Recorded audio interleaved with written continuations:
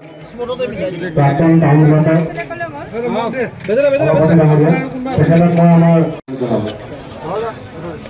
তেখেতৰ পিছতে মই কুমলীয়া গাঁও ডাঙৰীয়া আৰু তেখেতক মই আমাৰ বিশ্বনাথ সমষ্টিৰ বিধায়ক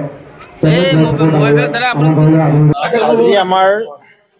11 নং শোণিতপুৰ লোকসভা সমষ্টি আগৰ যে তেজপুৰ গৈছিলে এতিয়া শোণিতপুৰ হ'ল আপোনাৰ ডিলিমিটেশ্যন এই সংসদীয় সমষ্টিত আমি প্ৰাৰ্থীটো আগবঢ়াইছোঁ আমাৰ দলৰ অতি জ্যেষ্ঠ নেতা প্ৰাক্তন ৰাজ্যিক সভাপতি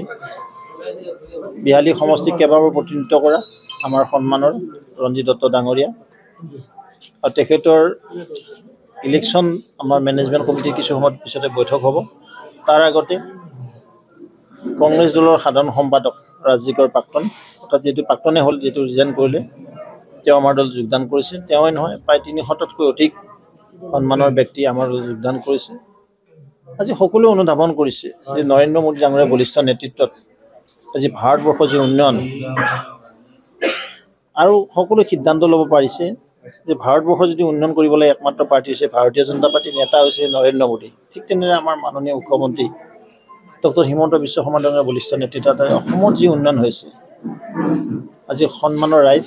বিকাশৰ লগত আছে আৰু সেইকাৰণে মেক্সিমাম কংগ্ৰেছ দলৰ পৰা মানুহ ওলাই আহিলে আৰু তেওঁলোকে দেখিছে যে সেই দলটোত থাকি কাম নাই কংগ্ৰেছ দল পুৰণা সেই দুটকীয়া নোটত পৰিণত হৈছে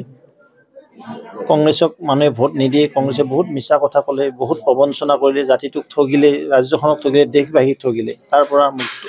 মুক্তি বিচাৰিছিল আৰু সেইকাৰণে 2014 চনত সন্মানৰ জনতাই নৰেন্দ্ৰ মোদী ডাঙৰীয়াক দেশৰ প্ৰধানমন্ত্ৰী পদত অধিষ্ঠিত কৰিছিলে পুনৰ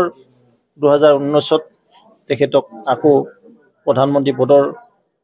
প্ৰাৰ্থী আছিলে আমাৰ আকৌ সুযোগ দিছে ঠিক তেনে তৃতীয়বাৰৰ কাৰণে নৰেন্দ্ৰ মোদী ডাঙৰীয়া প্ৰধানমন্ত্ৰী পদত অধিষ্ঠিত হৈ আছে আৰু কংগ্ৰেছৰ অৱস্থা নাই কংগ্ৰেছতে হৈ গৈছে বুলি বাগানৰ মানুহে কৈছে মোক কাৰণ বাগানৰ ভাষাটো অকণমান বেলেগ তেখেতসকলে কৈছে দাদাটো কংগ্ৰেছ নাই কংগ্ৰেছ শেষ কংগ্ৰেছ বিদায় হৈ গৈছে চেটেপ তো ক'ত অপজিশ্যন আছে ইয়াত আৰু বেলুন মানে মিছা কথা বেলুনটো মিছা কথাৰ বেলুন ফাটি গ'ল কংগ্ৰেছৰ আকৌ ফাটা বেলুন জোৰাই লগে লাগিব নেকি আপোনালোকে কওকচোন বেলুনটো কেতিয়া জোৰা নালাগে কংগ্ৰেছে ভাবিছিল যে কংগ্ৰেছ দল আজি বহুত বিভক্ত তেওঁলোকে তৃণমূল কংগ্ৰেছ হ'ল তাৰপিছত কেইবাটাও দলত হৈ গ'ল তেওঁলোকে আৰু আপোনালোকেও দেখিছিল যে লিলি হোটেল কেইবাটা বৈঠক হৈছিলে খানা পিনা ধুনীয়া হৈ গ'ল কিন্তু কামটো নহ'ল এইকাৰণে নহ'ল তেওঁলোকৰ কোনো উদ্দেশ্য নাই কোনো নাই কেৱল এটাই উদ্দেশ্য আছিলে উদ্দেশ্যটো হ'ল শাসনটো লাগে শোষণৰ কাৰণে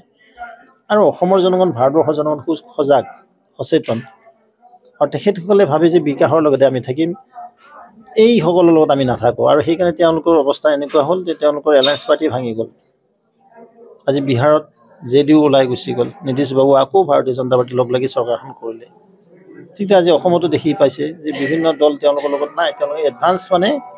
কেণ্ডিডেটছৰ ঘোষণা কৰিছে যে এইকাৰণে কৰিছে যে দেখিছে যে কংগ্ৰেছৰ লগত থাকিলে